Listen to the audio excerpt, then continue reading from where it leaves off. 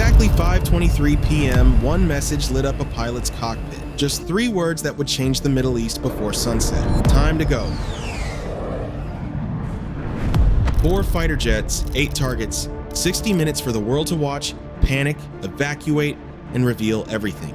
Tonight, you're about to witness one of the most advanced, precision-engineered military operations ever executed, told minute by minute as it unfolded. This is not a movie. It's not a leaked mission from a video game. It's a real operation carried out with real aircraft, real weapons, and real consequences, ripping through the skies over Lebanon in March 2026. In this video, we're diving into the unbelievable technology, the intense choreography, and the behind-the-scenes intelligence engineering that turned 4 fighter jets and a handful of bombs into a devastating, surgically coordinated strike. We're breaking down how a modern Air Force can blind an entire air defense network, how a falling bomb can think, and how an attack can be announced publicly 1 hour before it begins, yet still catch everyone off guard. Stay until the end, because the final phase of this mission is something very few people know happened. Mini payoff. Before we get any deeper, here's a quick taste. The bombs dropped in this operation weren't just GNSS guided.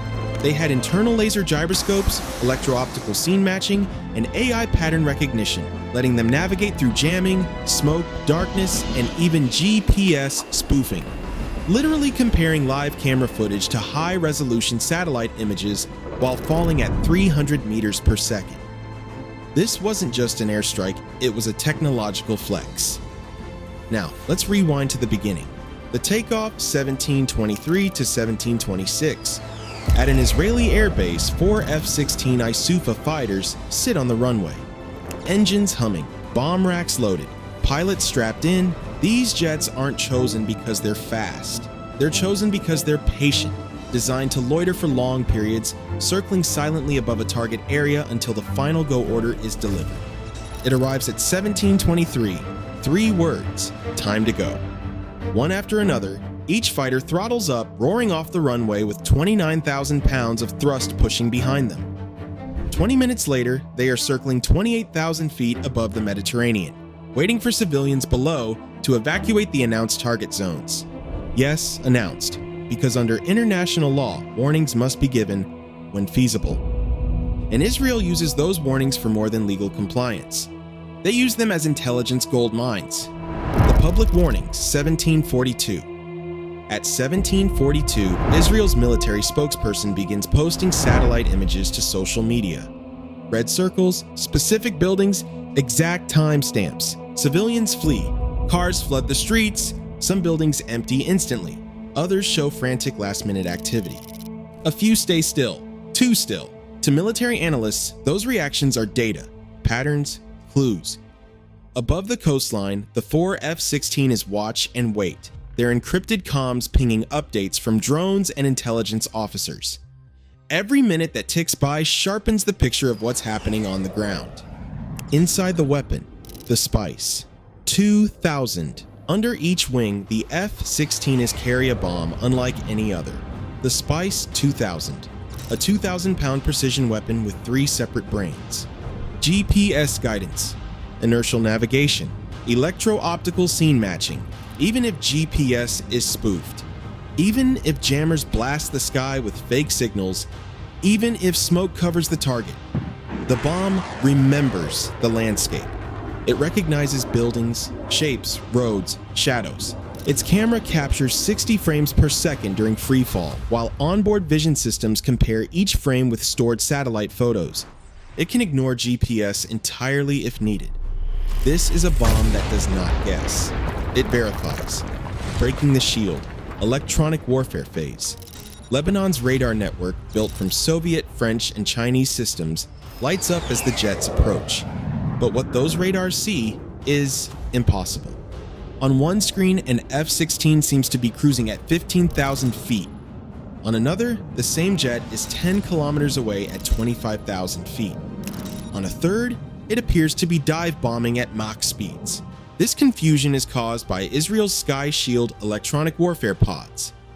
These pods use digital radio frequency memory systems to absorb enemy radar pulses, then replay modified copies back to the radar stations. By delaying pulses by just microseconds, The pod makes the aircraft appear farther away. By shifting frequencies slightly, it scrambles speed calculations. By generating multiple ghost returns, it makes one jet look like 10. 3 jets run deceptive patterns. One acts as a lighthouse, blasting constant jamming. Together, they create an electronic maze that no operator could navigate. For ground controllers, it's chaos. For the pilots, it's cover. The attack run, 1812 to 1818. At 1812, the formation splits into 2 pairs. Each jet lines up on 2 targets. The pilots flip their master arms to on. Targeting pods lock onto their first coordinates. Below, evacuation traffic still clogs streets. Thermal cameras show hundreds of heat signatures streaming from buildings. The order comes. 1818. The first spice, 2,000 drops. The aircraft jerks upward, 2,000 pounds lighter. 3 more bombs released in the next 15 seconds. 4 bombs, 4 targets, all falling simultaneously. Falling intelligence, terminal guidance. As the bombs descend, Lebanon's jammers light up the sky with false signals. GPS readings drift by 500 meters. The bombs ignore it. Their internal navigation and camera systems override the spoofing. The scene matcher kicks in. At 1,000 feet, the camera zooms tight, looking for tiny details. A rooftop vent, the outline of a courtyard, the angle of a shadow. When confidence hits 98%, the bomb commits. This is the moment where physics takes over. Tail fins snap into position. Corrections fire 50 times per second. The bombs dive between buildings, threading narrow paths as if steered by human pilots. Then impact. Concrete peels open like paper. Floors collapse. Basements turn into pressure chambers. One building falls, then another, then another. By 18:20 p.m., southern Beirut is engulfed in smoke pillars rising like gray mushrooms. The F-16s are already gone, racing west, hugging the sea at low altitude to escape detection. But the operation is not finished. 7. The second wave, 1842. With Beirut still shaking, 2 F-15 Ra'am fighters enter Lebanese airspace. Bigger, heavier, more powerful. These jets carry weapons that the F-16S can't lift. GBU-28 bunker buster bombs. Each one weighs 5,000 pounds. Each is built from a single block of hardened steel. Each is designed to punch through 30 meters of earth or 6 meters of reinforced concrete before exploding. Their target: a deep underground bunker near a hillside village, a facility that intelligence believes is used for command operations, or worse, weapons construction. To deliver the bombs properly, the jets must climb high, very high. At 35,000 feet, the pilots release the weapons. The bombs begin a long, silent fall, accelerating toward the Earth at near supersonic speed. At 2,000 feet above the target, lasers activate. Final corrections are made. Meters count down. Impact hits like a meteor. The first bomb burrows nearly 30 meters underground before detonating. The second enters through a different angle. Their blast waves intersect beneath the hillside. What happens next is unmistakable. A massive secondary explosion erupts from below the Earth, a sign of stored weapons, fuel, or munitions igniting. The hillside lifts, then collapses inward, and a crater the size of a swimming pool forms instantly. The operation is complete. 4 jets created chaos without ever being seen. 2 more changed the shape of a hillside, and all of it happened in less than 1 hour, from the first warning tweet to the final underground detonation. But while the world watched the smoke rise, something else happened behind the scenes. Something this video hasn't covered yet, and that part is a story for another day.